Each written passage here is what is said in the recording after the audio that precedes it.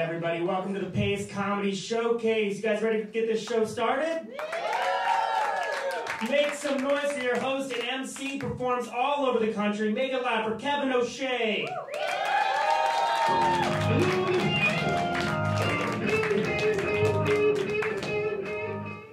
Hey, everybody. Yeah, that's you. Thank you guys for coming out. Yeah, that's you. Give it up for yourselves. Come on. It's you. The best you can be. We've got a great show for you guys. Keep it going for Paste Magazine for helping us put this all together. We got some great comics from you. Some of them from television. All beautiful humans just here to entertain you tonight. All right, you guys ready to get in? You guys ready to have some fucking fun? You've had beer. You've had pizza. You ready for comedy? Yeah. A little bit about me. My name's Kevin O'Shea, and on a scale of 1 to 10, I weigh 245 pounds. Thank you. I obsess about weight. I know I do. I ran into a friend of mine. I hadn't seen him in 6 months, and he lost 75 pounds. It was a big deal. Like, he used to look like just like a stoned, fat hobbit. And now he just looks like this really athletic, stoned hobbit. I was like, Sean, what happened? And he's like, oh, crazy story. You're never gonna believe it. I needed to get dental surgery, but I didn't have any money. So I went to dental school, and they did it for free. But, like, it's a school, so the guy who did it was not actually a dentist, and he forgot to give me antibiotics, and I went into a coma, and I lost 80 pounds. I was like, dude, whatever you're doing, it works, it's great. I was like writing down, like, don't take antibiotics. And it goes back to me, I think it goes back to high school. I was on the wrestling team in high school. I wrestled. And they break everything down by weight and weight classes. And I was 215. And that was the last weight class before you go to heavyweights. Like, it would be like 180, 190, 215, and heavyweight. And that went all the way to 275. And if you weighed 276 pounds, too bad. Fuck you, you're too fat to wrestle. I weighed in one day, and I weighed in at 216 pounds. My coach, he was really upset. He's like, Kevin, you have to lose 1 pound. But then he stopped. An idea came across his head. And he's like, but we don't have any heavyweights. So how would you feel about gaining 59 pounds? As a 15-year-old sophomore in high school, I think I'm against this gaining 59 pounds. He's like, no, do it for the team. Do it for the team. And I didn't do it. Wrestling is a weird sport. You have to weigh in. Just adult men watch you as you're in your underwear and you weigh in before matches. And it's a true story. If you were ever too heavy, what they do, they called it a hands up. They would grab you by the butt and lift your butt up a little bit so that you'd weigh less on the scale.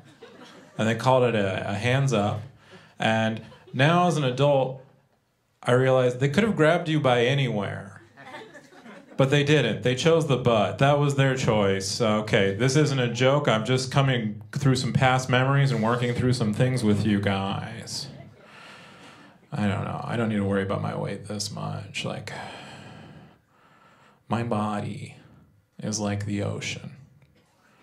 Scientists agree that by 2030 it will be no longer able to sustain life. Taking great care of it. Like, I went to Taco Bell. That's a great choice.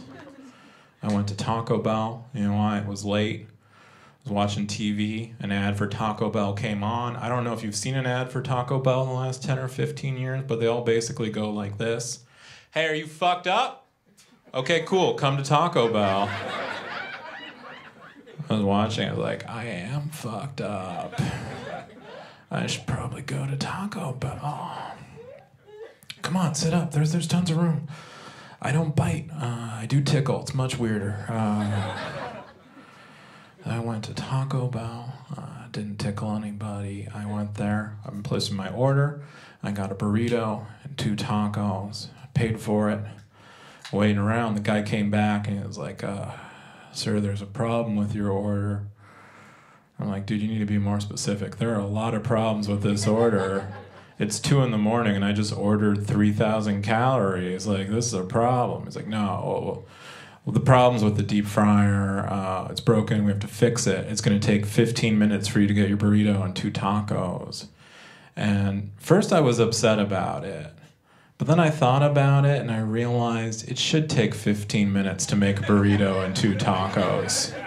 Like, food should be assembled like with care and love by a person for you, and like effort should be put into it. It should take time.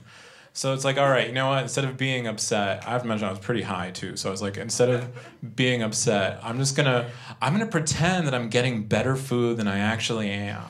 I'm gonna pretend that I'm like making healthier choices for my body. Like, I'm gonna cosplay me as me, just making more responsible choices. It's great. It's the easiest cosplaying you'll ever have to do. I don't even have to change clothes.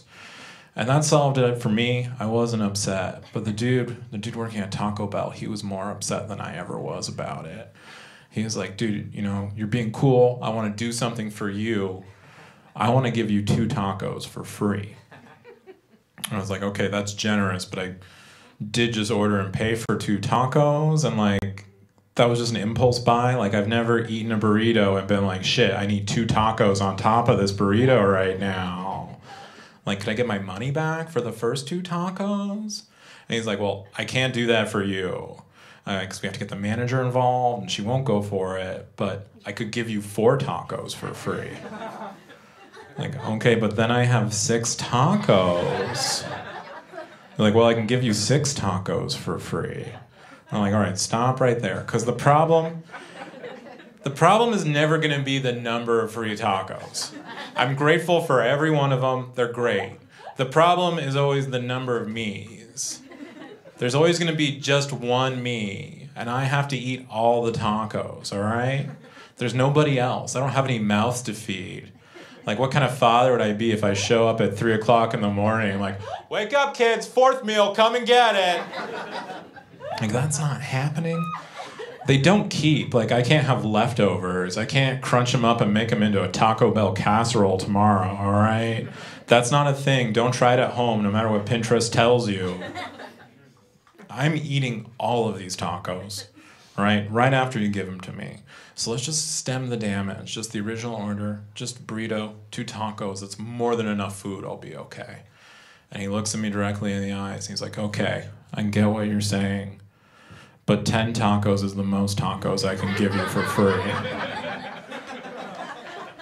I was at a loss. Like, I don't know how to tell people to stop giving me things for free. Like, it's not a problem I encounter a lot in capitalism. I'm just like, okay, dude, just stop. Just end it. Just that. Just a burrito, 2 tacos. That's it. Everything will be fine. It wasn't fine, though. I was in the drive-thru. Did I mention that? I probably said that up top. I was in the drive-thru. My order is so messed up, they actually ask that I leave the drive-thru and park. So I'm just in the park-thru now. And I just should have left. It was too much because I'm just there, it's late, I'm stoned, and I watch other people, they drive up, they order, they pay for their food, and they get to leave. I guess they didn't order tacos, I don't know what was different for them, but they get to leave and I'm still there, and it's too late, and it's too dark, I'm too stoned, and like, I'm going through this cycle of regret where I'm not just regretting my order, I'm not just regretting Taco Bell, like, it's this cycle where I'm like going through every regret I've made in my life until I hit high school, because it's just too many regrets to work out without a therapist, you know? So it's there, it's late, I'm stoned in my car, and I'm just thinking sophomore year, you know, winter formal. Like, Rachel wanted to dance with me, I wanted to dance with her, then I got in my head about it, and I never asked her, and then we were always weird, and I'm just late, stoned, sitting in my car, trying to figure out if Rachel's on Facebook or not, and there's a knock on my window. I'm like, holy shit, it's Rachel. It was never Rachel. It was always the guy working at Taco Bell. And he's just standing there, smiling ear to ear. I roll down the window, and he lifts up the largest bag of tacos. I've ever seen. I grabbed it. It was a burrito and 12 tacos. I didn't count it in front of him. I'm not rude. I just threw it in the back seat. Like, it was just like if a stranger just giving me a kilo of Coke. Like, I just threw it in the back seat, peeled out, and like, I have to get out of here before somebody shows up. Like, I lost the metaphor in my head. I started worrying, like, what if a police officer pulls me over? They're gonna know this is too many tacos for personal consumption. They're gonna think that I had intent to distribute these tacos. So I did the only thing I could do. I destroyed the evidence. I ate a burrito and 12 tacos on the ride home. Have you ever reached into a paper bag looking for a taco and there are no more tacos in it? And that bag once had 12 tacos in it? It was a low moment. I recovered, went home. I got on Facebook. I hit up Rachel. And you know, in the morning, she hit me back up. Do you know what she said? She said, yeah, 12 tacos is a lot of tacos to eat, Kevin. Hey, thank you guys. That's been my time. I've been Kevin O'Shea. I'll be your host and MC all evening. It's a real pleasure to bring up this next comic. You've probably seen him on The Tonight Show or on his own special on Comedy Central. Let's have a big welcome for everybody for Mark Norman.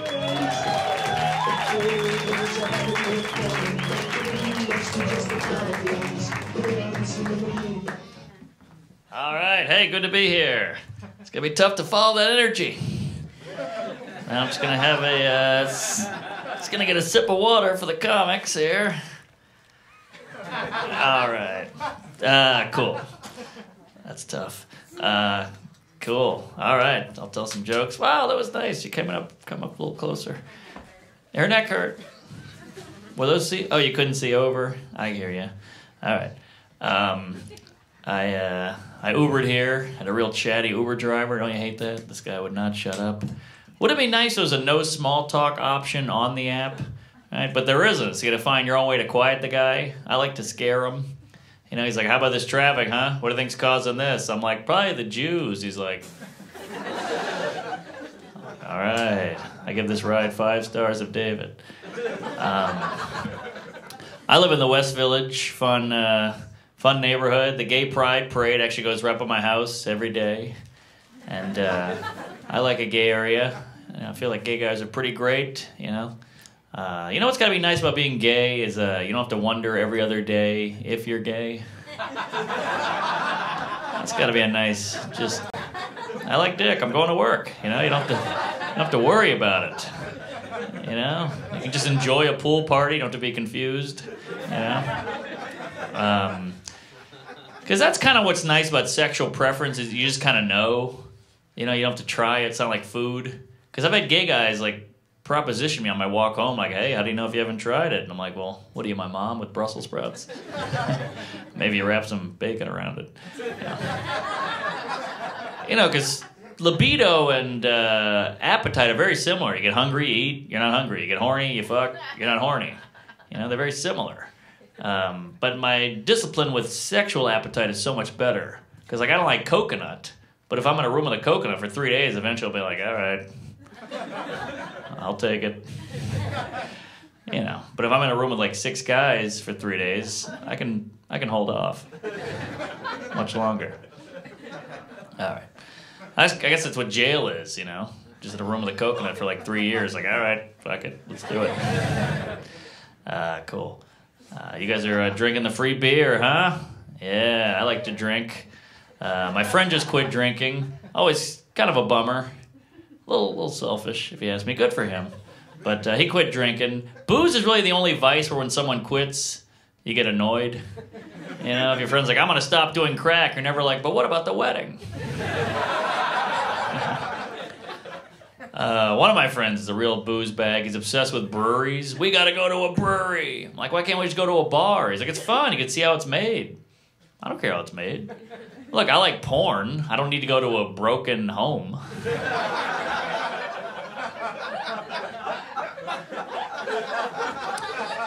I used to drink a lot more. I've cut back. My phone is like my addiction now. Yeah. And people say, yeah, it's great, phone addiction way better than booze. I don't know, same side effects. Both dangerous while driving, both give me the courage to yell horrible things at strangers, and both have helped me fuck very questionable women. Yeah. See, the problem with the phone is there's no cutoff. Like with booze, you drink too much, somebody goes, hey, you've had enough, or your body cuts you off, you pass out, you just fall down, you puke. Phone, no cutoff. We need like a phone bouncer. There's a guy like, hey, you can't get in. You're like, but that's mine. That's me. It's my place. Oh, I heard a phone. All right. I don't know. I'm way on my phone, way more than booze. Like I've never been like, oh, I gotta take a shit. Where the hell's my cocktail? Yeah. I'm gonna be shitting for 6 minutes. I can't have a cocktail, no cocktail for 6 minutes. It's insane. All right. Well, keep it moving. You look pissed. You don't believe me? After 6 minutes on the toilet, you don't ask why you don't have a cocktail. That's the joke. Just shut up. All right. We'll talk later. All right. Cool. All right. Oh, boy. What the hell was I talking about? Oh, yeah. So, yeah, the gays. I feel like gay guys are a little better than us. They're progressive, non-violent. You never meet any violent gay guys. There's no gay gangs. That would just be a musical. Sorry, is that offensive? I don't know. I can't keep up. Everybody's offended now, It's okay to be offended, but just shut up. Right? Yeah, like I had a guy yell at me the other day, goes, hey, buddy, that's a trigger word. I was like, whoa, I think it's pronounced trigger.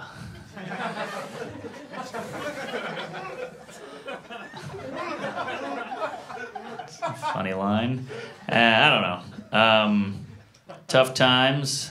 I had a guy call me racist recently from that joke. Like, you don't even know me. I'm just telling jokes. It's weird. It's quite a go-to. We use that word so quickly now. Like I was on the subway last week. I was watching an interracial couple make out. I was just staring at them. And the guy caught me and he goes, what the hell? You got a problem with us making out? What are you, racist? I was like, what? Racist? No, I'm a creep. What are you talking about? I'm hard. I'm not a racist. I'm aroused. Quite a leap. Some people abuse that word. A friend of mine, she's Puerto Rican. We grew up together. She's like, I hate going to the gym. The white women there all give me the stink eye because they're racist. I was like, oh, shit, what happened? She's like, well, first I bring my food in and I eat it. Then I play my music really loud. I'm like, oh, maybe they just hate you. Let's not bring down the good people of Puerto Rico because you're a cunt. You're being inconsiderate and rude. You're playing music and shit. No wonder they hate you. You got to take a little ownership. You can't just blame bigotry. You'll never become a better person. Like, look, I was a bedwetter. I grew up in a black neighborhood. I'd sleep at their houses.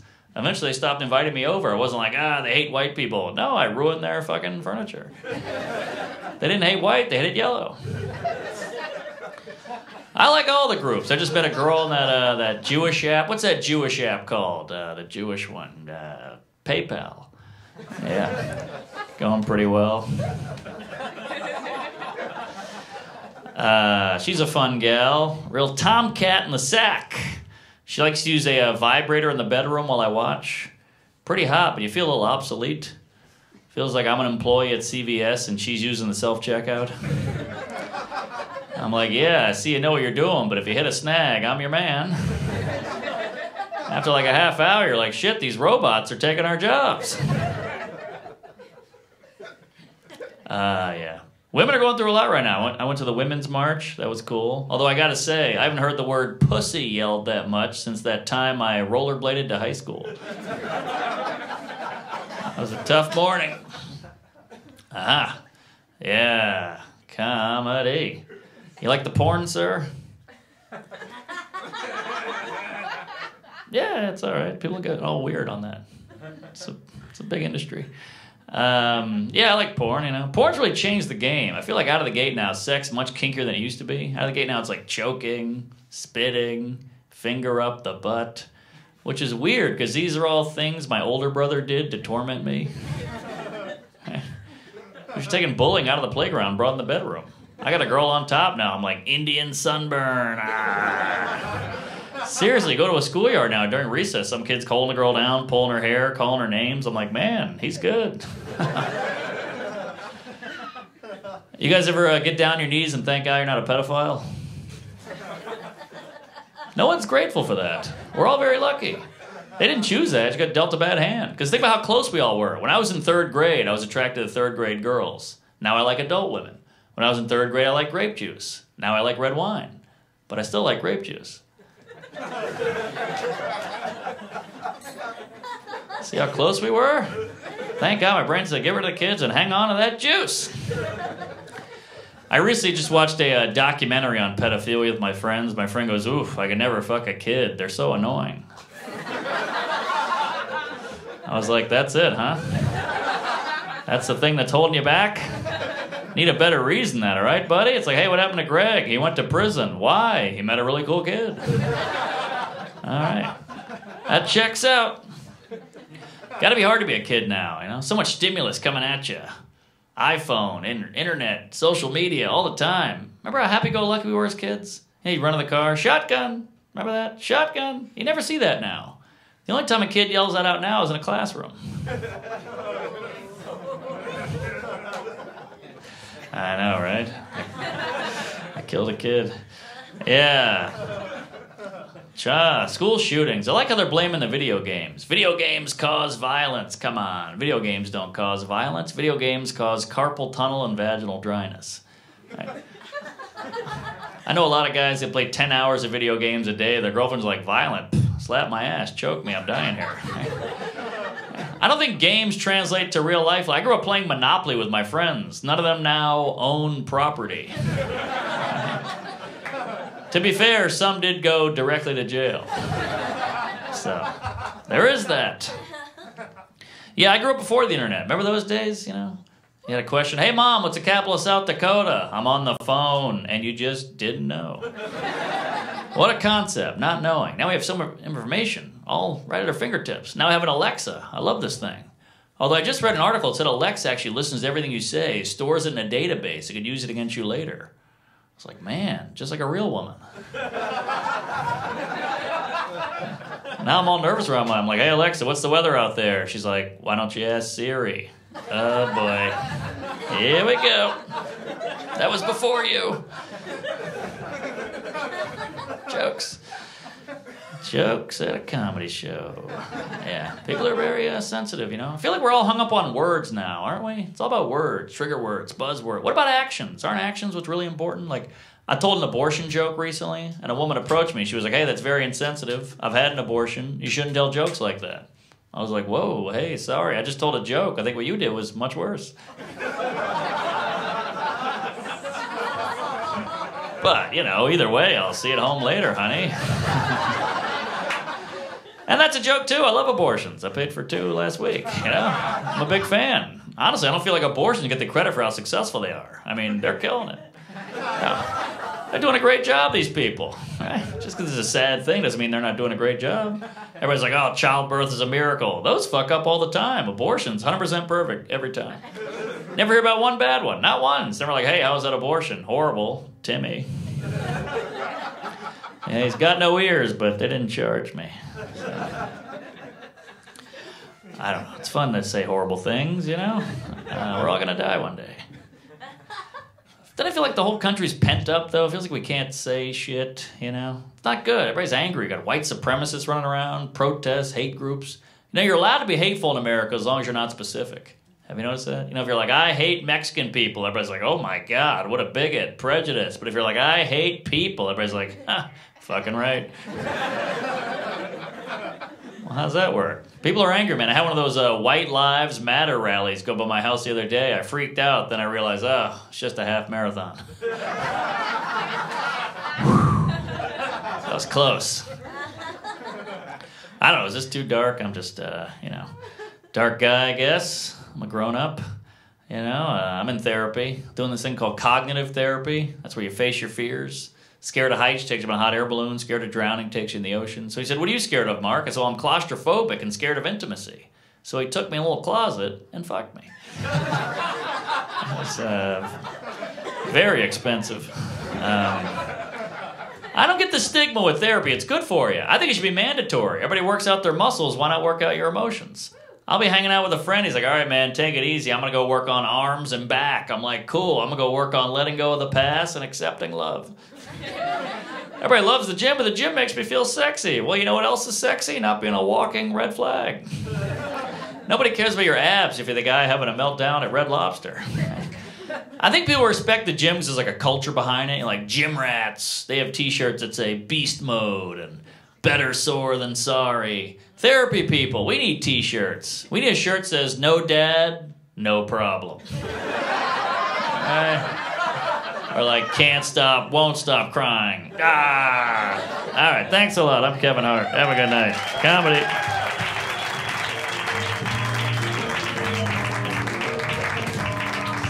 Keep it going for Kevin Hart, everybody. Mark Norman, ladies and gentlemen. Mark Norman, let him hear it. We got seats up front, don't be shy. It's a pleasure to bring up this next comic. He has his own special on Amazon. Let's have a big welcome for Myq Kaplan, everyone.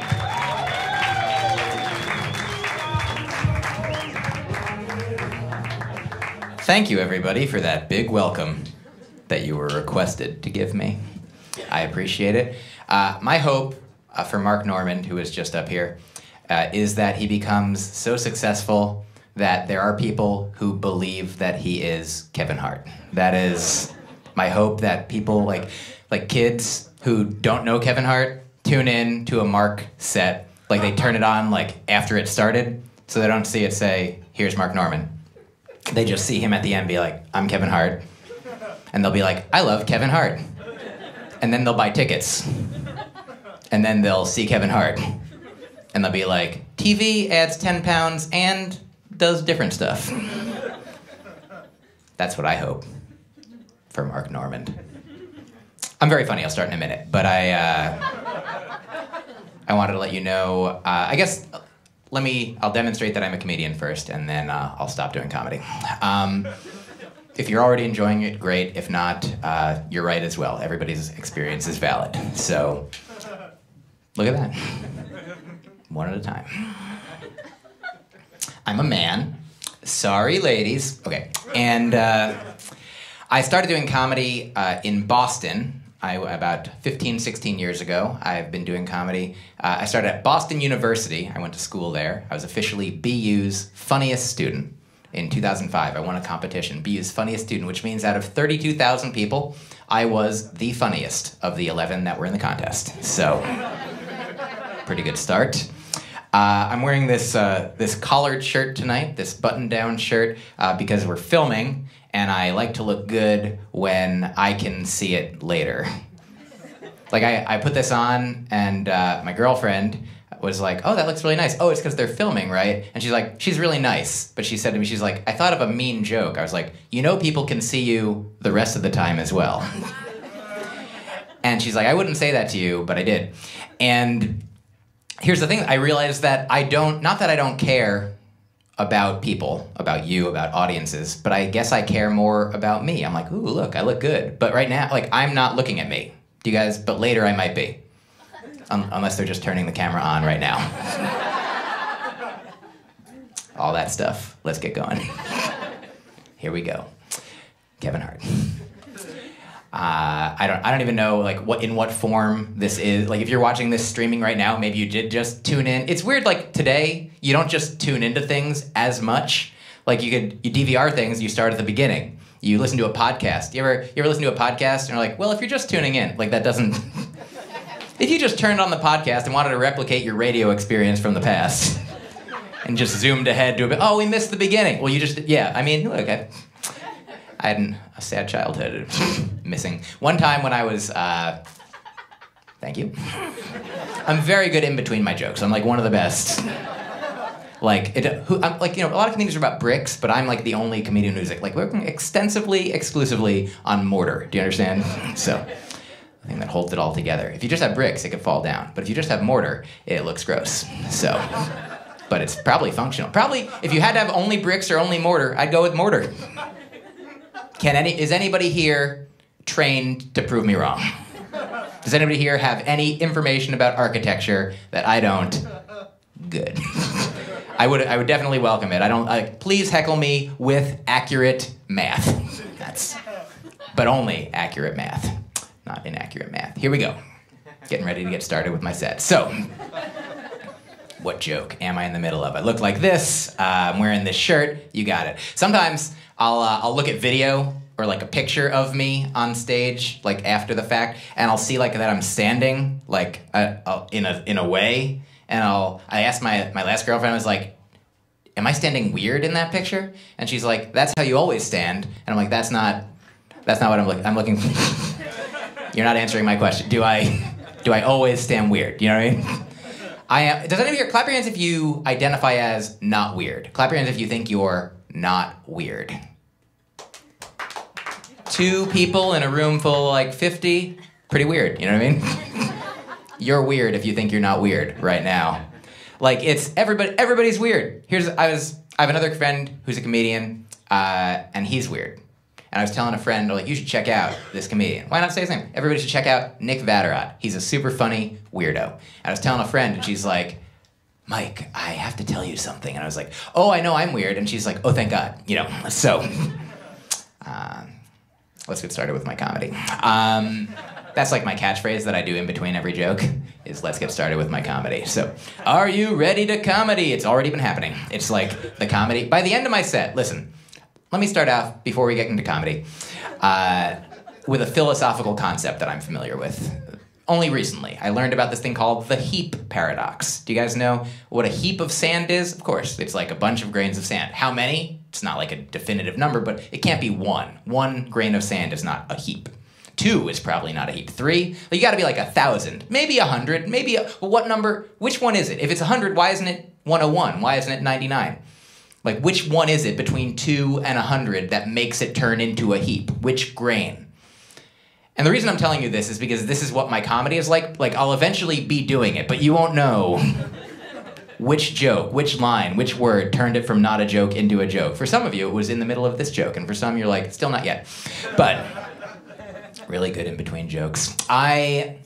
Sometimes I get to the end of a comedy show, and every single member of the audience will come up to me individually and whisper into my ear, I liked it.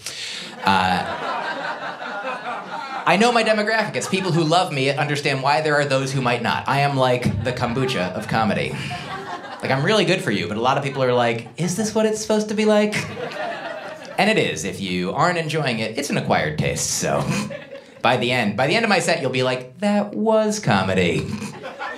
I think it was comedy the whole time. I'm the M. Night Shyamalan of comedy. M. Night Shyamalan-ity? No. I answered no before you had a chance. M. Night Shyamalan-ity? No. Do-do-do-do-do. M. Night Shyamalan-ity? Do-do-do-do. Okay, so before we get started, I'm gonna do a song for you guys. It's a song with you guys, a sing-along. You guys up for a sing-along? You know how a sing-along works. So thank you so much. Somebody shaking her head no, you don't have to participate, but the person who yelled yes, you must participate. So, here we go. You guys know how it works, so here's the first verse. Okay. Everybody sing along, it's the sing-along song. You don't know the words, so you can't join in. And there's no discernible pattern, so what are you supposed to do? And every time I sing the sing-along song, it goes a little bit different. Okay, so that's the first verse. So, you guys now understand how it goes. Let's do verse number 2. Here's the second verse of the sing-along song. The melody and the words are different, so even if you wanted to participate in good faith, there is very little way that you could, cause it's a joke. Okay, so pretty good on that one. Let's try one more. Here's the third verse. It's short. Okay, let's try one more verse here. Here is the fourth verse. It's a joke you clearly aren't supposed to sing. And one time there was a person who joined in because they were good at doing improv games. Okay, so that's true. It really threw me off. I was like, how are you doing this? They're like, I'm just watching your mouth like real fast. Which is a weird sentence that I don't think I've ever said. I was just watching your mouth real fast. Look at that. It's comedy for some people now. So, let's see. Oh yeah, it's been almost enough. Time doesn't really exist, but there are other comedians and I have places to be. And also places don't exist, but it seems like they do. For more on that, check out other comedy that I've done. I do have a special that's on Amazon. It used to be on Netflix. You could have seen it if it was if you had Netflix or if you knew any person. I 100% don't know why more than one person has Netflix. Like, I got my password from my old roommate. He got his from his parents. They got theirs from Kevin Bacon. Like, why doesn't everybody do that? You can get it. It's now on Amazon. It was previously in between. It was only available at Whole Foods. And but then Amazon took it over, so pretty good. I don't have to do it in the kale aisle anymore. Was pretty much at home there. So I don't know if I give off a kale vibe, but I take in kale vibes. Anyway, what instruments do you play? I play the kale vibes. So sounds like I live in Brooklyn. It makes sense. Here we go. I like that Brooklyn is everything now. Like, I've seen, like, there's, passive-aggressive Brooklyn. There's, like, old school, like, hey, you know what I mean? Like, that's Fonzie Brooklyn. Fonzie Brooklyn. Let's just reset and get some room tone now. Great. That's a lot of comedians don't get room tone, and then what are you gonna do? At the end of your set, just live the rest of your life? Not me. Not this guy. I'm living my life right now. I don't wait till the end. I'll live when I'm dead. What? Schrodinger's life. Okay, so... Oh, somebody's snorting. It was the person who didn't want to sing along with the song. I'm sorry to make you feel that way, but I am not sorry to make everybody else feel that way. Look how much joy you've brought to everybody with them laughing at your snort. Oh, and you're right near the camera. It's probably picking it up. Let's get a close up with one of those other cameras. We don't have any other cameras? Okay, great. It's just it's all one shot. Like that Eminem song. So I'm like the Eminem of nothing. So I'm like the Buddhist Eminem, I guess. You know, the Eminem that doesn't exist. So my special is on Amazon. You can give it 5 stars if you like it. You can give it 5 stars even if you don't like it, in fact. Did you guys know that? You can think about how many stars are in our galaxy. There's like 100 billion, so 5 is real low. You got me. I got a 1-star review that I liked. 1 star from a guy that was like, I don't know about these jokes. They might be good. He talked too fast. I'm dumb. And what I like most about that one is it's more a review of himself than me. You understand? He was like, I don't know about this, but I do know about this, and no thank you. So, just trying to finish the first couple jokes I started. In 2010, I was on Last Comic Standing. Millions of people watched the show. Thousands of comedians went out for it. I came in 5th place. 5th place of all the comedians that year. And the better news, even better, is the guy who came in 4th died. So I'm 4th now. And wish he didn't. He was my friend. But also, he would have loved this joke. He would have loved it. He loved dark comedy. He loved humor about death. He liked joking about these things that we don't all talk about. If he was here tonight, he would, well, he couldn't, I wouldn't have the joke. But if he was here, sort of like Gift of the Magi. Would have loved it if he could. If he's a ghost in heaven, that's not how it works. But, would you know my name? There are no ghosts in heaven. I don't know if we can use we don't have the rights to these songs, but, we do have the wrongs to them. That's when you copyright infringe. Guys, in conclusion. In 2015, just taking you year by year, so in a couple years I'll come back, tell you about 2020. Hindsight. That's the theme of the next election. So, oh, I'm sorry. Hey guys, I'm sorry that I said election. It is a real, like, I am now, in this day and age, like, it's more, like, life is more complicated. Life is so much harder for a man today, you know what I mean? And, like, a straight, white, cisgender, able man. So many things. Look, I'm a straight, white, male, American Jew. 4 out of 5, perfect. But other than that, which one's not? So, sincerely, after the 2016 election, I used to know how to answer, how are you? Do you know what I mean? I used to know how to answer. I would be like, so far, so good. You know, I don't know the future, but I'm grateful for what I've accomplished so far. So far, so good. That's what I want. Now, after 2016, people are like, how are you? I'm like, life is a rich tapestry, you know? How's everything? Ooh, everything's a lot. I'm okay in like a but I'm part of everything. Everything's not okay, but I'm part of it. And then they're gone, and I don't have to talk to them anymore. So, don't have to know how to answer. 2015, that's where we are in this set. I was on America's Got Talent. America's Got Talent, a show where they ask you things like, are you the greatest comedian out there? And I answered, I was like, I think I'm the greatest comedian in here. Pointed at my heart, they did not use that take. So, it's a weird show to be on. As a comedian, your jokes are competing against how cute a child might sing, for example. It's like if in the Olympics, the events competed against each other. It's like the hurdles versus the snowmobile. Like what? That's not even the same season. Like the next up, the pole vault versus the javelin. I put my money on the javelin. Probably the javelin would take the pole vaulter pretty handily. It's like I was telling jokes, and I was up against a lady she was from the circus, and she shot a crossbow. That was her talent. I'm glad we went separate. Now, Myq, you make fun of this lady, and then she shoots you with her crossbow. I told jokes. She shot a crossbow so accurately, it hit a target attached to another crossbow. That one fires, hits a target attached to another crossbow. That one fires.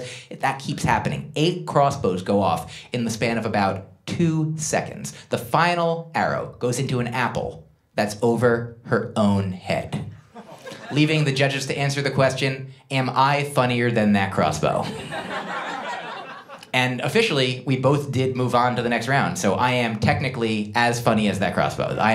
This is crossbow caliber comedy right here, and sincerely, this is true. She did not show up to the next round, so I hope she's okay. I don't know what happened, but I do think that she would have loved this joke. So, thank you guys so much. My name's Myq Kaplan. Thanks so much, everybody. Myq Kaplan, everybody. Keep going with Myq Kaplan. You guys, we've got a real pleasure. It's a real treat to bring up next comic. She's hilarious. Let's have a big welcome for Eudora Peterson, everyone.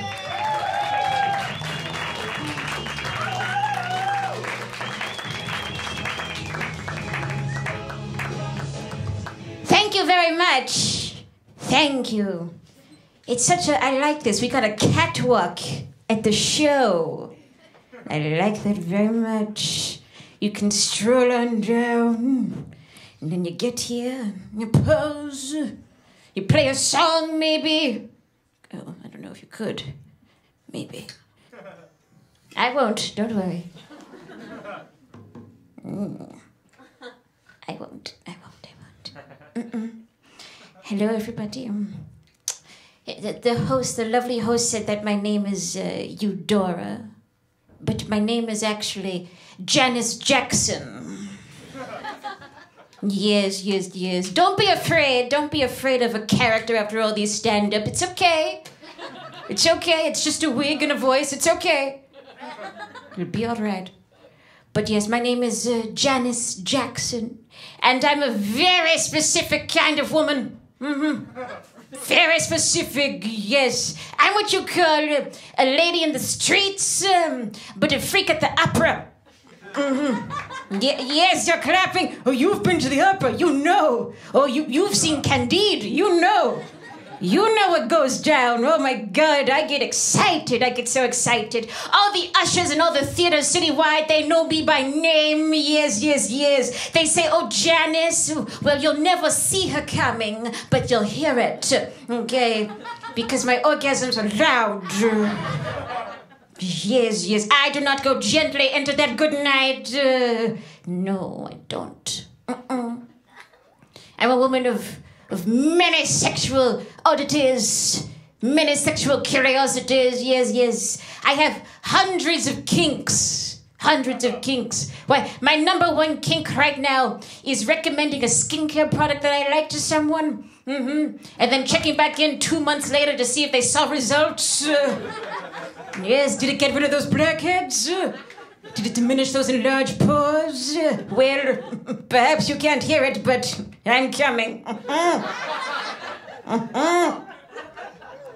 It is about me. I'm the kind of woman, listen, if I'm in an Uber pool and somebody else joins my ride, I always rub my hands and say, I love it when a plan comes together. Love it when an Uber A team assembles. Oh my God. I get so excited when I hear my phone ping. I see Oscar joining my ride. I say, get in the car, Oscar, sit next to me. I say, here's the plan, Oscar. We're going to Sephora, and we're not going to rob the place, but we're going to take so many samples it'll feel like a heist. You and I, Oscar, will be oceans too. It is about me. I'm the kind of woman. I travel a lot. I fly all over the country. But I'm the kind of woman I hate to take off my coat and shoes to get through airport security. But I love picking out a brand new outfit from that conveyor belt of laptops and accessories. Oh my God. I love it. But I will say though, that kind of shopping is not for the faint of heart. It's cutthroat. It's like a sample sale. I once got into a tussle with a man over a MacBook Air. Yes, he kept saying, "That's my MacBook Air." I said, "But it goes with my outfit." I said, "Look at you, a blonde man with blue eyes. You can't pull off chrome." I don't think so. Well, this is really getting in my way, this little puddle that he left. This puddle and bottles that he left.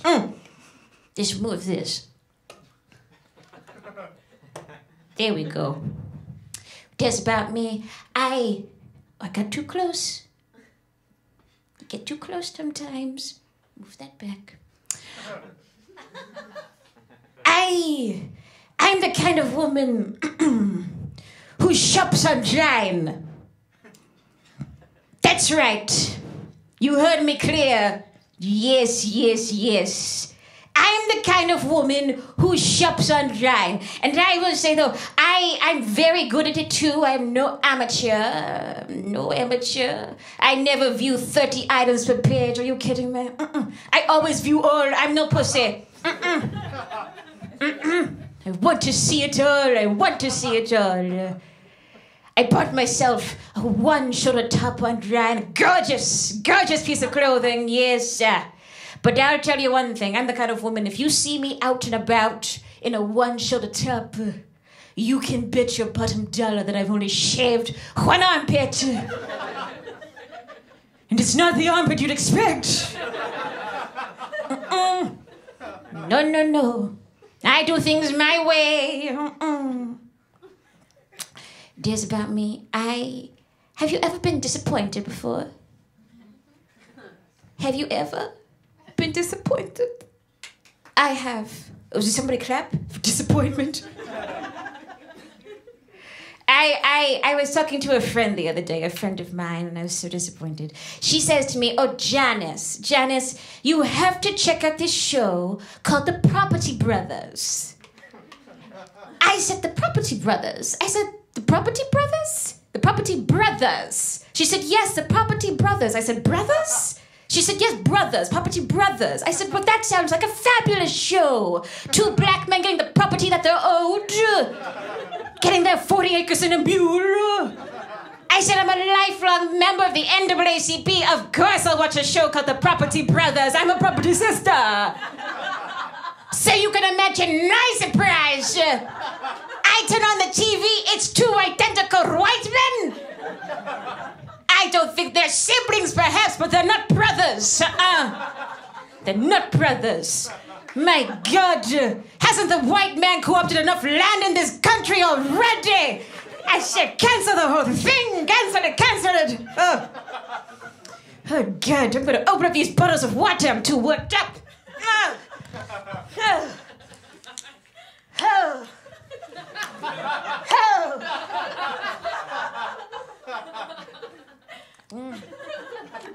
Oh, okay. That's better. Because of that, I haven't been watching a lot of TV lately. I get too worked up. But you know what? I love movies. Oh my God, I love movies. I see all kinds of films, all kinds. But I will say though, no matter what kind of film I see, my favorite kind of movie scene is when they put the camera in the refrigerator. And then the actor goes to open the fridge for a snack. Oh my God, that is masterful direction. Masterful. It really makes you feel like a scared piece of cheese. Don't eat me. There's about me. I'm the kind of woman, people think that my life is easy. And I will say that there are certain things you can do to make your life seem easier than it is. A lot of little tricks you can do. Like, for example, I've been known to wear a culotte during the weekend. Yes, that makes me seem easy. A wide like a crop pant says effortlessness. You know, it really does. A wide like a crop pant says, listen. A squirrel might run up my pant leg. But I'll just have my assistant run up the other leg and chase it out. Very easy. Mm-hmm. I wear those off-shoulder tops. Those off-shoulder tops with a bit of elastic that stretches from shoulder to chest to shoulder. Yes, it just clings to you, holds on to you for dear life. That's the kind of top that says, it needs me more than I need it. Days like do. My underwear is just a piece of velvet. Mm-hmm. Covered in discharge. Stiff as a dick. But the fact that I waltz around with such grace and ease is what makes me seem so easy. Yes. It tells about me. I'm not single. No. I've been in a relationship for 7 years now. It's a long time, yes. But my boyfriend, he gets jealous and suspicious sometimes still. Like this one time, he found a strand of hair that didn't belong to him or me on a coat or whatever. And he takes it and he approaches me and he says, well, what is this? I said, that's the piece of hair I have sex with when you're not around. Give it back to me. That's my special floss. Don't touch my sex toys. No. But I love my man. I date a white man. I corner his hair while he sleeps. And then I take it all out before he wakes up. And he never suspects anything. And I will tell you that is the height of white privilege. All you white men, you sleep so soundly that nothing bad could ever happen to you. Let me tell you something. Cornrows on a white person is a bad thing to happen. You better sleep with one eye open. Mm-hmm. Something else I'll do to my white man if he falls asleep too early for my liking. I'll whip out a Sharpie and I'll write black don't crack on his forehead. That's a good prank, okay? That's a very good prank. I say bring back Jackass and make me the star because that's a very good prank. But I will say though, as much as I love the phrase black don't crack, I live in constant fear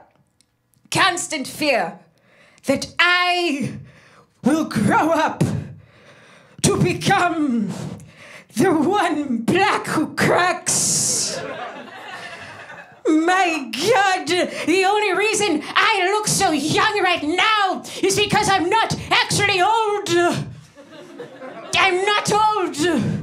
I've been telling people that I am 42 since I was 16. Just so I can seem like I'm a part of something bigger than myself. For all I know, black don't crack is a hypothesis at best for me right now. My God. I mean, there's evidence that suggests I should be okay. Like my parents, LL Cool J and Sade, you know, they look good, but Mommy and Daddy look good. But I don't know. I'll tell you one more thing that I don't like. I do not like catcalling. No. I refuse to do it. I don't follow trends like that. I don't follow trends. But it's terrible. I think it's terrible that people still, they harass each other. They harass strangers in this day and age. It's terrible. Why, this one time, I went to a bar by myself because I wanted to get drunk alone. And I'm sitting at the bar, and this man, he sidles up next to me, and he says, "My God, you're so gorgeous." He was like, "I must have your number. Don't make me guess your number. I need the digits. I'm good with area codes, but not that good. Give me your number." I looked at him, I said, "No." I said, "You can follow me on Twitter like everybody else." Then I took my drink and I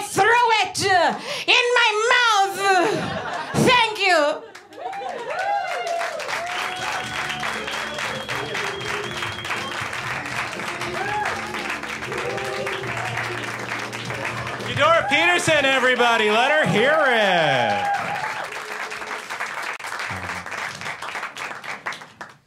You guys, our next comedian, it's a real treat to have him. He co-produces this show, and he's a real special boy. Let's have a big welcome for Cameron Vannini, everybody.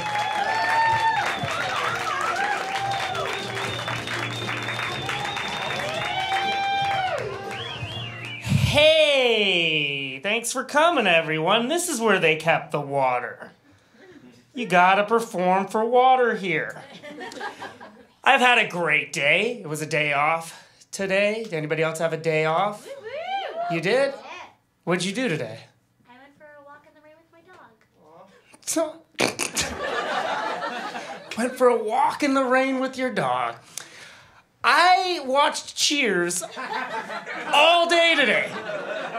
6 hours of Ted Danson. I got into like my 6th or 7th episode of Cheers, and you know they start playing that the theme song where it's like it's like making your way in the world today. It takes everything you got. And I just started crying unmercifully because I can't afford therapy, you guys. It's so good to be here. Last week, I ran into an ex-girlfriend while using a Coinstar machine. Fuck!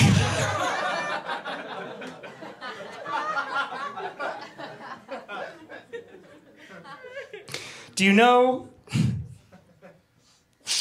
what it's like to look somebody that you used to love in the eye and tell them that things are going good as you're pushing loose change into a machine that makes way too much noise in a crowded area?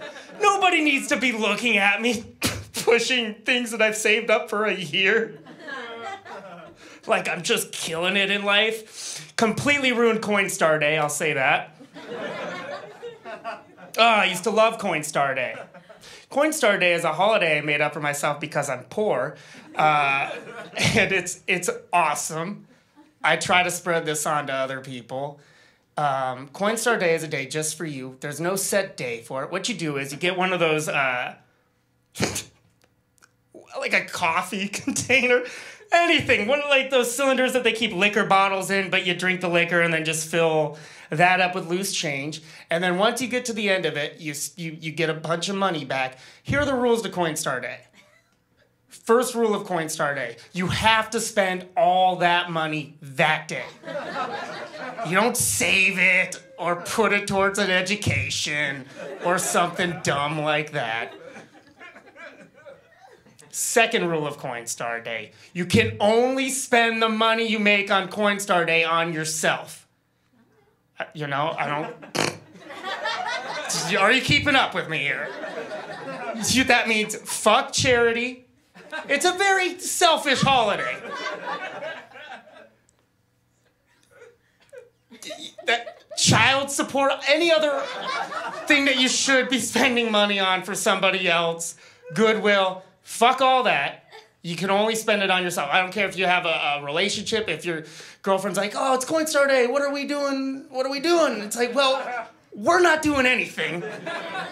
I'm going to Benihana alone, and I'm gonna have a grown man throw shrimp in my mouth like I'm a king. Coinstar Day. Even if you have to work, you gotta call your boss, like, I can't come in today. It's fucking Coinstar Day. He's like, Cameron, I know your life sucks. You need this. You got it. Last Coinstar Day, I bought myself a very nice pair of headphones. I got the Beats by Dre. Yeah, ooh. Well, Coinstar Day is looking a little bit more educational now. I got Beats by Dre, and the guy at the counter told me if I wanted to, I could insure them for a year for only like $10. And I said, get me your manager because you just made Employee of the Month. I got the insurance, and I left, and then I realized that that's like the only thing in my whole life that I have insurance for. is my fucking headphones. It's all I can afford, headphones insurance. So like, if a car hits me or whatever, and somebody's like, oh my God, sir, wake up, are you okay? I gotta be like, get off, don't worry about me. How are my Beats by Dre? Are they still working? Sir, do you want me to call an ambulance? Call Best Buy. Call Best Buy. They'll know it's me.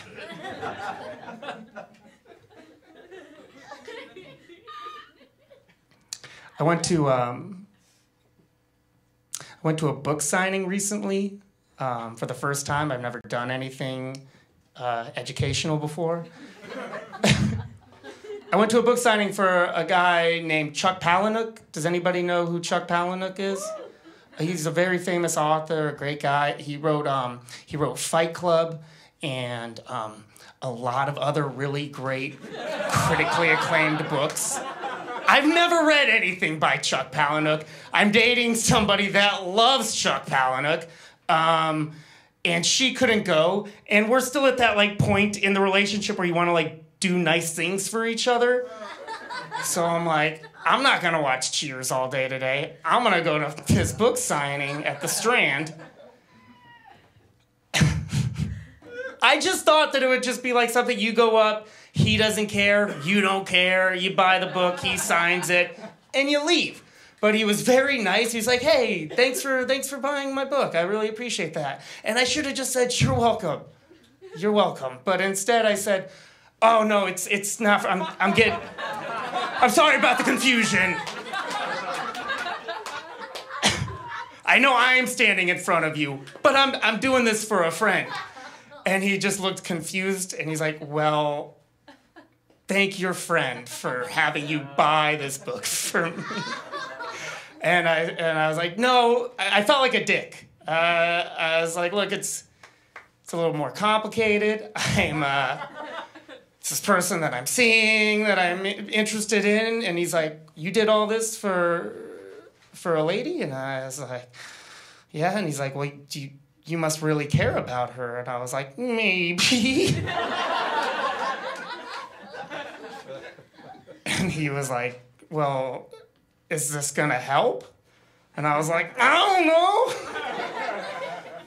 And then he just kind of looked at me for a minute, and then he signed it, and I left, and I got on the train, and I opened up the book, and he signed it. He signed it very beautifully, and then underneath that he wrote, good luck, which is confusing, right? It's confusing. I was a little taken aback, because at first you think like, oh, he's telling me good luck on your endeavors with, this relationship, but he knows that I'm giving it's for her.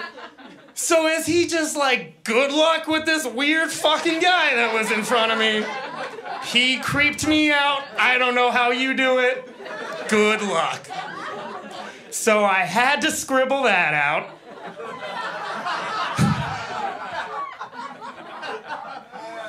I scribbled out the good luck part. I gave her the book. She was ecstatic. She opened it up. She's like, oh my God, I was gonna get this. How did you know? I'm like, well, you fucking told me about it a couple of times. And then she saw that it was signed, and she's like, oh my God, it's signed? You got it signed by him? I'm like, yeah, And then she's like, wait, what did he write under his name? What did he cross out over there? And I'm like, I mean, I guess maybe it was like a misspelling or something. It's probably just a mistake. And she's like, Chuck Palahniuk misspelled his own name? I was like, I mean, yeah, I guess he's a fucking idiot. I don't know why you read so much. Can't you just love me? Can't you trust me? Always with the books.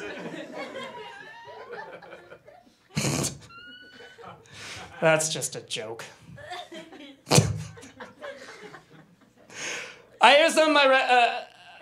I don't read a lot. I read an article recently that said that scientists, this is true, scientists got together and they did a study and they were able to prove, What does it? Do I sound stupid when I bring up scientists and then talk about that subject? Fucking scientists in a room. They did a study and they were able to prove that condoms have absolutely no effect on a man's sexual performance.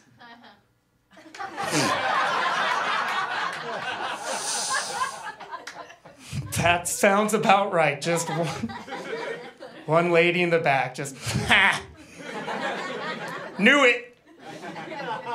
Yeah, they're saying is that apparently it has nothing to do with the condom. It's just somewhere between like 70 to 80% of all men suffer some form of erectile dysfunction. That's it.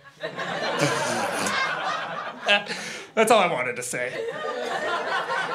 But if you think about it, and I'm just gonna say this, like, okay, fine, fair enough, science, but like, if 70 to 80% of all men have it, then it's not a dysfunction. They're shitty. Dicks. They're not that good. They don't do what they're supposed to. 70 to 80%? Okay, let me just paint a picture. Divorce, like, most marriages end up 50% chance of divorce. That means your dick is worse than most people's parents.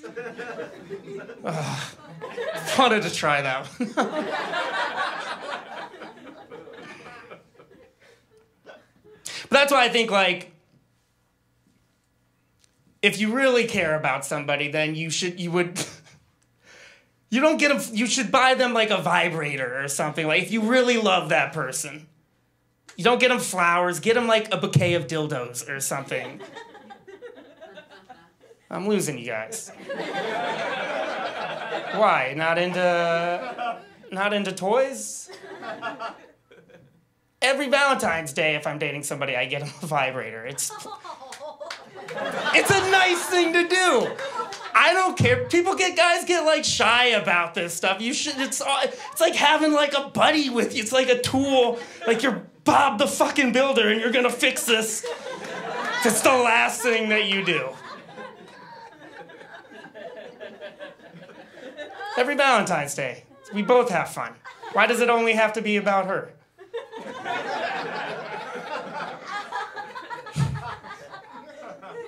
But what I noticed last time was now, like, then when I'm finished, first of all, I want her to be happy. I'm going to say that first of all. I want her to be happy. But what started to happen is, like, when I was finished, she would continue with the toy. And I kind of feel like I was starting to become like the host or MC to her orgasms, if that makes any sense. Like what Kevin's been doing. I come up, I do a strong 10 up front, a solid 10 up front, and then it's just, all right, that's it for me. Let's all make some noise for the purple butterfly toy. Give it up for the butterfly. Anyways, all right, thank you guys. My name's Cameron.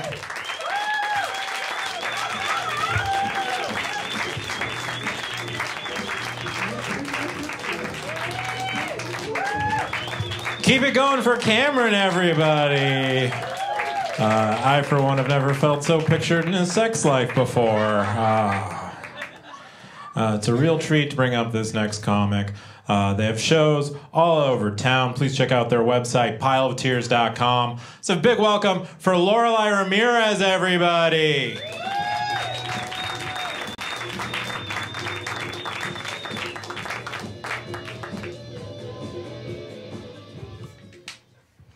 Hi, how's everyone doing tonight?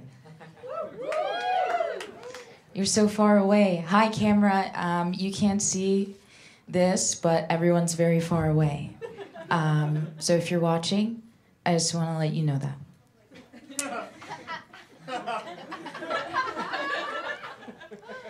I'm gonna start. I'll see you in a second. I'm really excited to be here. I had a crazy day today. I woke up very early in the morning. I saw a dog in my room that wasn't mine. And the dog started barking. And then I was like, okay, I should just go to the kitchen and make myself something to eat. So I started making myself something to eat. And then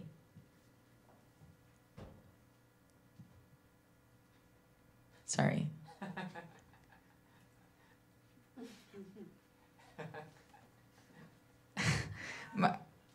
She's hiding. Sorry, my best friend Jen is here. That's insane. I'm sorry, this is really distracting. Could everyone just give a round of applause to Jen for being here? That's so insane. Yeah, this is so weird. Jen doesn't normally come out to things like this, but ever since she passed away last week, she's kind of been at every show. So, truly a blessing. So I am mixed. I'm a mixed person, just in case you were wondering why I looked weird. You know, I heard some of you screaming as I came up to the stage, and so I just have to address it. I am mixed, a mixed race. It's very hard being mixed. There's a lot of problems, you know, with it. One of the biggest problems is I wake up every day, I look into the mirror, and I scream, you know? Because I don't know which race I'm going to be that day. You know, like, maybe I'll illustrate it for you. So here's my bathroom, right? And then here's me. And then here's my reflection. And my reflection's just kind of like... Do you know what I mean? It seems like you're not getting it. Maybe I'm not painting a picture. Okay. So here's my bathroom. Like, my bathroom's like from here to here.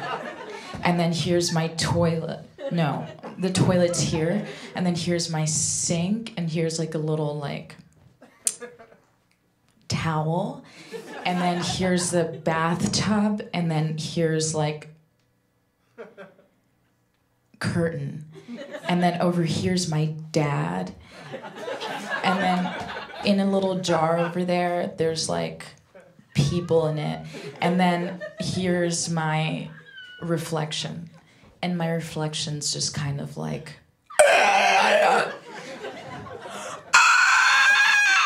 Do you...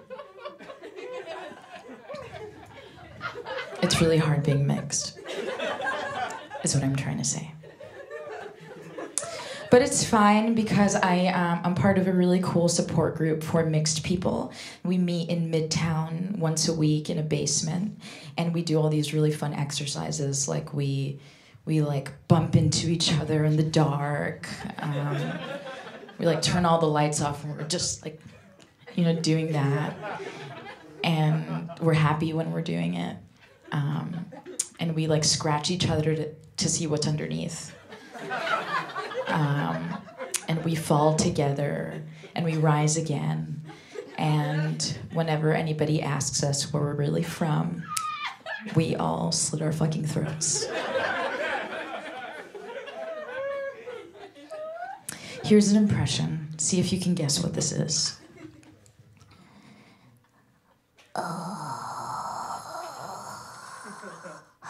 Money. Oh, money, money, money. Oh, $20. Oh, $20.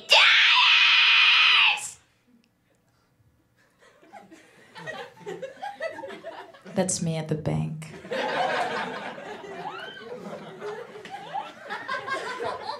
And if you were wondering, there are about 10 people in front of me. There's also 10 people behind me. So I'm kind of like in the middle of the line.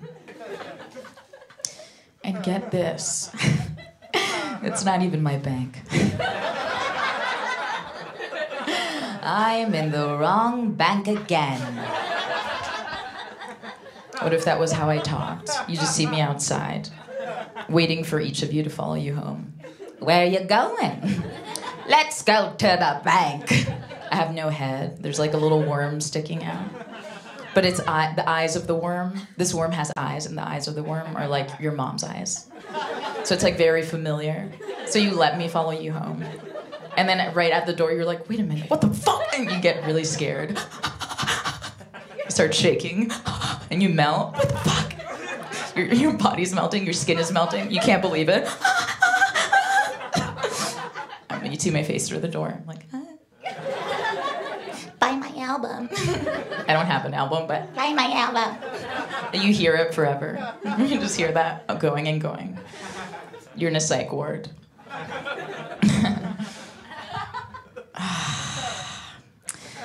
What else? I have a lot of anxiety.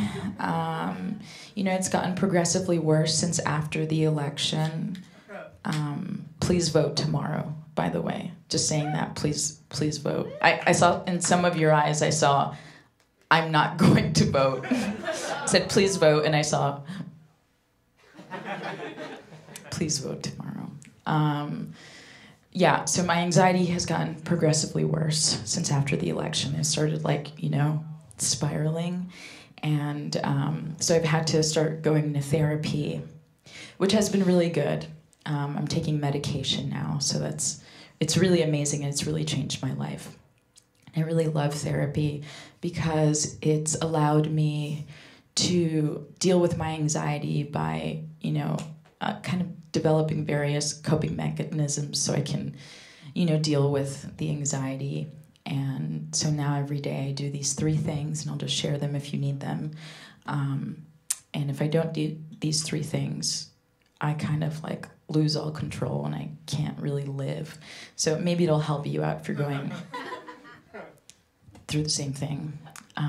Every day I have to do these 3 things. I have to eat at least 3 times a day. I have to move my body around or exercise to make sure I'm really there. And I have to collect my thoughts or meditate, just to do that. And when none of those things works, I close my eyes, I take a deep breath, and I think about the knife dildo from the movie Seven. Oh my God. And I'm like, everything's gonna be okay. The human imagination is limitless. Knife dildo from the movie Seven. Here's another impression. See if you can guess what this is.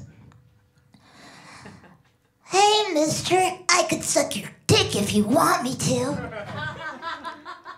That is whatever you want it to be. Okay. Now we're getting to the good stuff here. I love doing this.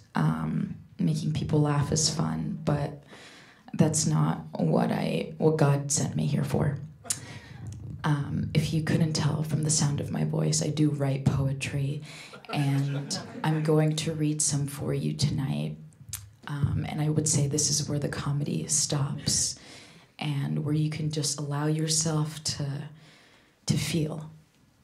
Okay. So I'm going to read from this book of poems that I wrote, and I am selling after the show. Yeah, that's it. But I have to get ready first, so just give me a second.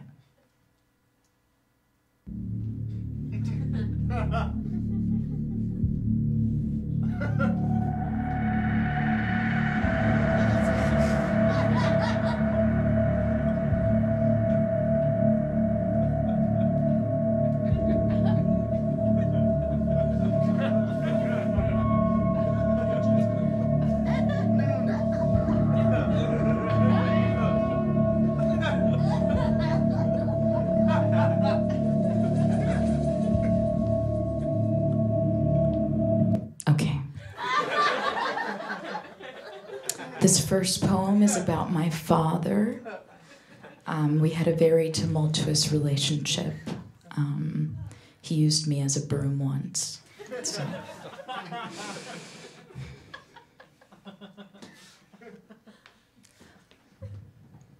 My father is a blender. When he is full of berries, he begins to scream in agonizing pain. He calls out for help. Help! He twists and turns and spills out gunk. He shakes and screams and cries until he stops. And from his beautiful, tired mouth, a smoothie. Just for me. Thank you so much. Thank you. Thank you.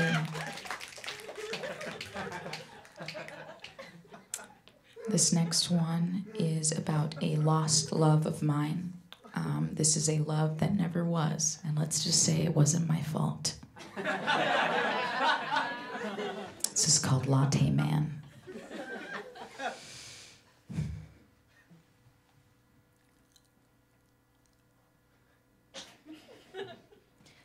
I made a man out of 50 lattes.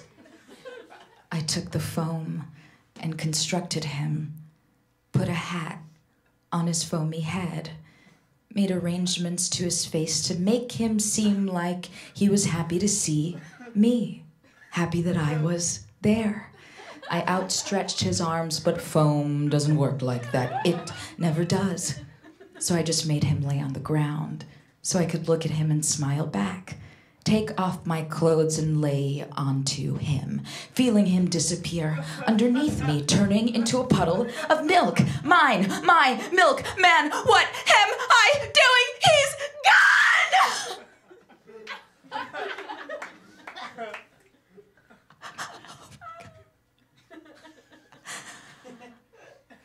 I should probably try making another one. Thank you. Thank you so much.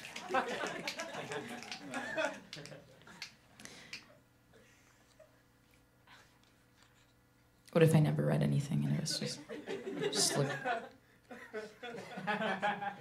like you guys clearly saw that I wasn't turning any pages.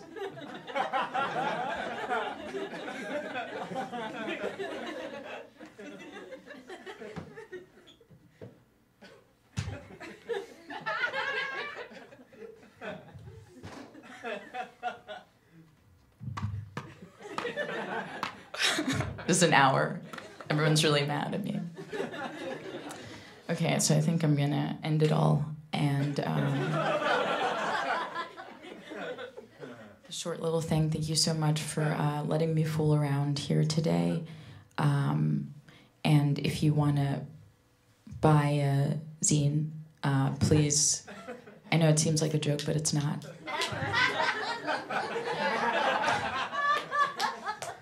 I know it's funny for you to laugh at my life. But who will be laughing when I follow you home? Just come to me and you can buy one or just say hi. Thank you.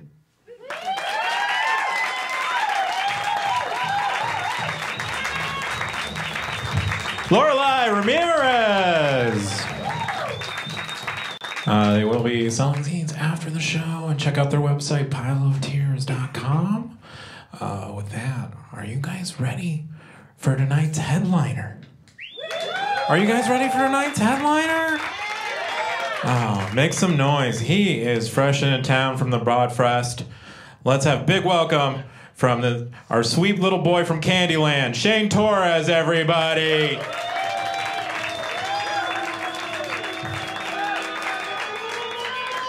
Yes, it's me, your headliner. Going last would have been a more appropriate way to put it. Look at me, I made it. I am on a soundstage. This microphone smells like when old people sneeze. You know when they do that and you're like, you're almost done. No? Well, I'm sorry, man. How about why don't everything bagels cost more? Would that be a little better to start with instead of the dark stuff? Is that not crazy to any of you? That everything bagels are the only thing that come with everything? That the cost the same as it coming with nothing? That's not fucking nuts. And if you really think about it, the people buying plain bagels are getting fucked. It's weird. It's good to be here. I think it's very interesting is about New York is that everybody who moves here with a very grand idea of what they are going to accomplish when they get here. Does that make sense? Like, nobody moves to this town as, you know what I really want to do is pay $4,000 a month to live in a room with no windows. Like, everybody who moves here is like, I'm going to be on Broadway, or I'll play for the Yankees, you know. I moved here to be the biggest comedian in the world. That spot just keeps opening up.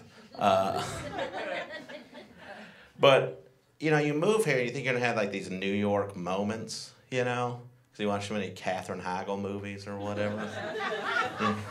And you're like, Christ, I'm never kissing Bradley Cooper. But then there's other New York moments that are horrible. And they usually involve piss. I mean, I had some good ones. I'll tell you what happened. 3 years ago, I was on this very street. I was on 34th Street, and I was sitting in a coffee shop writing jokes. Not these ones. And I got a call on my cell phone. What else would I get a call on? With the Horn of Gondor? Your laugh is haunting. But I picked it up, and it was the booker of a late night show. I'd been sending him clips for over a year trying to get my act on the show. And finally he says to me, he goes, if this is the set you want to do on the show, this is the set you'll do on the show. And I said, it is the set I want to do. He said, great. He told me the date, March 8th. You guys remember. It was big for me, huge for you. But then I hung up the phone and I started crying. I don't know what you guys know about stand-up, but like the first time one of us does late night, for us that's like getting into a good college or, you know, like, or getting drafted or something. It's like in the NFL, not the one that's coming back. But I cleaned myself up and I finished my Frappuccino. And yeah, I like those. They're good. There's like 40 grams of sugar in them. But I walked outside and I saw the Empire State Building and I just started crying more. I was like, look at you, man. You're from a dumpy little town in Texas, south side of nowhere, and here you are in New York City running down your dreams like Tom Petty. Good for you. And then I ran down to my subway stop, and a hobo coughed in my mouth. Have you ever shared the devil's kiss? And I'll be honest, my first reaction was just, ah! And I remember, because I had never made that noise before. But I gathered myself, and I walked upstairs to the Walgreens, and I went up to the young man behind the counter, and I said, excuse me, sir, where is your mouthwash? I have a new disease. And he didn't even say anything. He just goes, which made it so much scarier. And I went back, found the mouthwash, stole it. And I walk outside and I just opened it up and just started using it on 34th Street like a psycho. I was just like, ha, yeah, ha, yeah, spitting it out everywhere on Polish Torres sneakers and stuff. And as I was doing this, I locked eyes with a young mother and her child. I was like, ha! And I got so embarrassed. And I wanted to spit it out, but I was so embarrassed. And it was getting hotter and hotter in my mouth. So it was just like, I had a decision to make. And I just took it down. Yeah. And in that moment, I realized that I was their New York moment. Remember the time we saw the guy from TV drinking Listerine? New York! I just had a friend get sober. Have y'all ever had someone do that to your friendship? What a bummer that is. Like, what I mean to say is I've never had a friend whose sobriety was less irritating than their addiction was troubling. Am I at a meeting? It's like I had this friend, he was the funnest drunk I had ever met in my entire life. He was awesome. I'd call him and be like, hey man, we're gonna go out and have a few cocktails tonight. What do you say? And he'd be like, yeah, fuck child support. Like, he was fun. It's like, I'm having a barbecue. He's like, I'm gonna be on pills at it. Yes. Now he's sober, went and caught a touch of Christ, and all we do is go to dinner at Applebee's. Ugh. Worst restaurant. His name's Todd, right? And here's one of the things that's very upsetting about Todd's sobriety is now he thinks he's better than everybody else because he doesn't drink anymore. He's like a real cheeky little shit. Like, we'll be out to dinner and he'll just say something kind of shitty. Like, he'll just be like, are you really going to have a 4th bottle of wine with dinner? It's like, yeah, Todd, I'll have Valium with my carrot cake. I'm not the one with the goddamn problem at the table. All of a sudden, you're not parking on your neighbor's lawn at 4 in the morning. You're better than everybody else, huh? Todd, that's a dumbass name. Honestly, who the hell looks at a newborn baby, not yet having sinned in this world, and thinks, I'm going to name it Todd? Do you want it to be dumb? Don't they give a baby an old man's name like Larry? Like, hey, this is my son, Larry the baby. Yes, he is already selling insurance. Thank you for asking. Is the live feed still good? Yeah. Yeah, okay. Yes, there are double this amount of people watching this on the internet. You are the lucky few. By far the most irritating thing about Todd's sobriety has been that he now remembers his dreams. Is there anything more fucking boring than having someone recall a dream to you? Jesus Christ, I'd rather learn math in church. Yes, tell me about the thought that was so stupid you couldn't bring it into consciousness. Well, I dreamed all dogs had human pubic hair. Great. I really wanted that before my coffee. I love that no one sat in the front row, by the way. I don't understand, though, why people think it's okay to tell people about their dreams. It's rude. Truly, no one has ever been like, well, let me get a chair. Like, one person ever talked about having a dream, and we should have kept hearing about it. Yeah, Dr. King. That's the dream worth hearing about.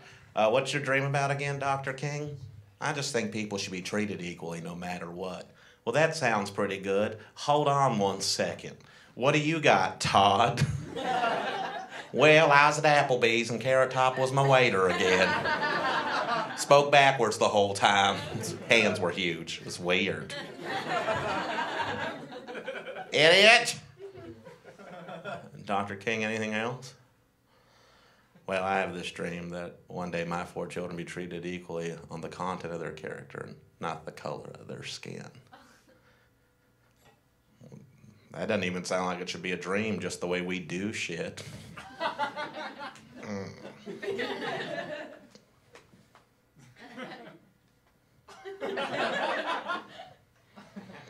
Todd? Well, I was banging this chick and her face was blurred out like Slender Man's. Well, that does seem interesting, but this is more important. Dr. King, anything else? I have a dream that one day every valley will be made high and every mountain will be made low. I have a dream that every crooked place will be made straight and every narrow place will be made wide. I have a dream that this nation will know the true meaning of its creed, that all men are created equal. That's my dream. Shit. That is a dream, man. I'll be honest, you hit that ball so hard it's probably never going to land.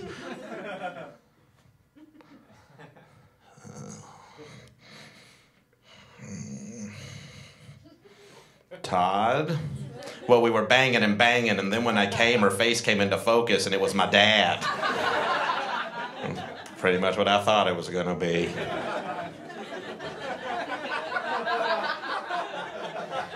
You're a doctor, what do you think that means?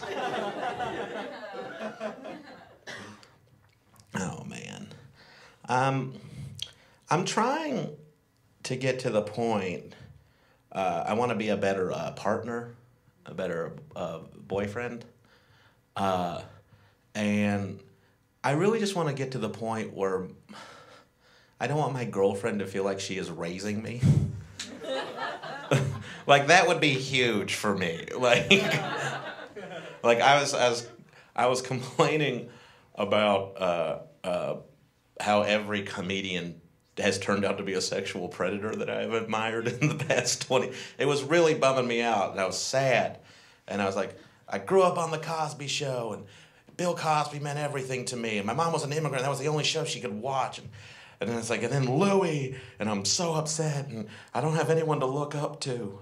And she just goes, well, maybe you should be the man you want to look up to. And I was like, that seems hard. I'll be miserable instead. Cut the crust off of this for me.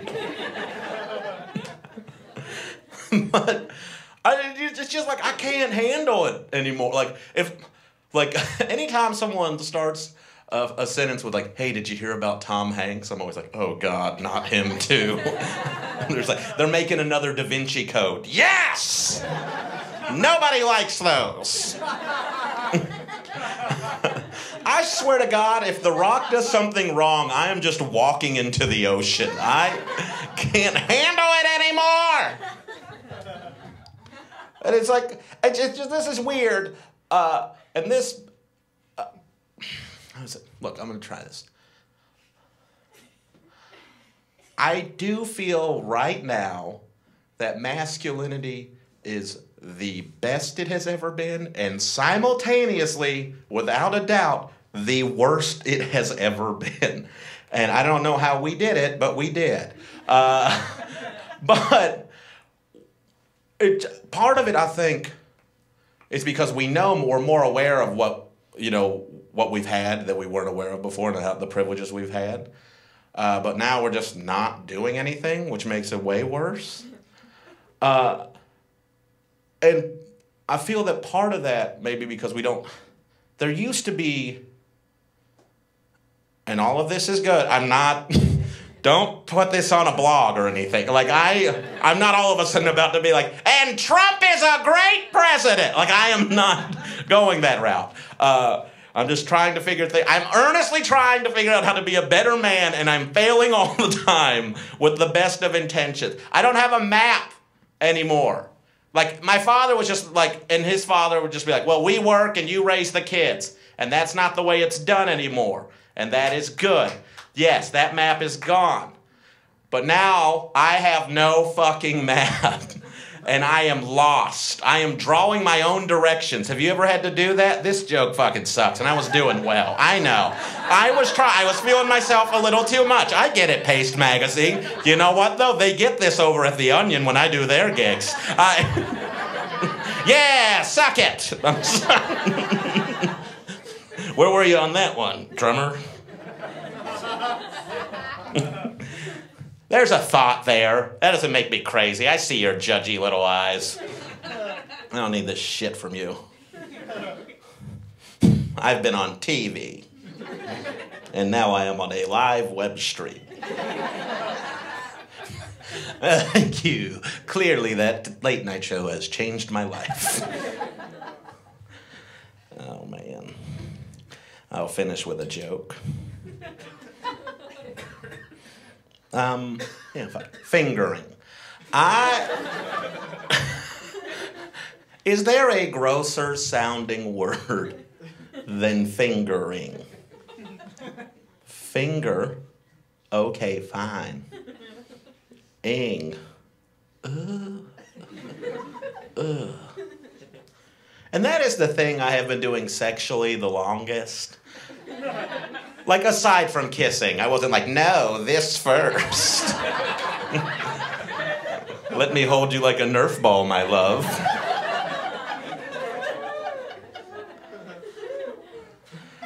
It's like it's a gross sounding word, but the actual act sounds gross. Have you ever done that in a completely quiet room? Because the noise it produces is horrifying. I mean, I swear, if you're doing that, you better flip on a window unit or put on a Prince album, because it sounds like you're getting hot oatmeal out of a cold bowl. Thirdly, I'm not done. I have more fingering material. Did y'all know that used to mean something else?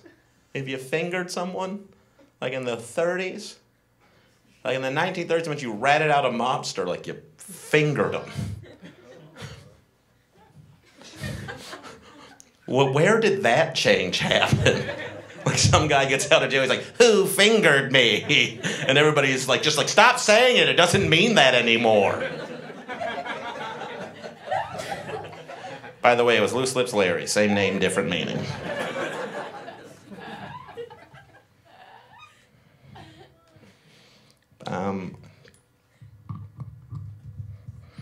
Do you guys think it's weird that you won't go to the funeral of everyone you've ever fucked? Good night, everybody.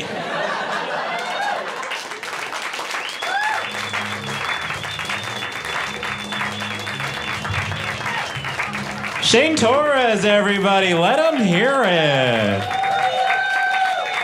Guys, that's been our show. Thank you guys for coming out so much for the first Paste Showcase. Let's hear it for all the comics we guys saw tonight. Keep it going to Paste for all the free beer, Brooklyn Brewing, for the free pizza also from Paste. Guys, I've been Kevin O'Shea. Thank you guys for coming out so much. Have a good night. Get home safe.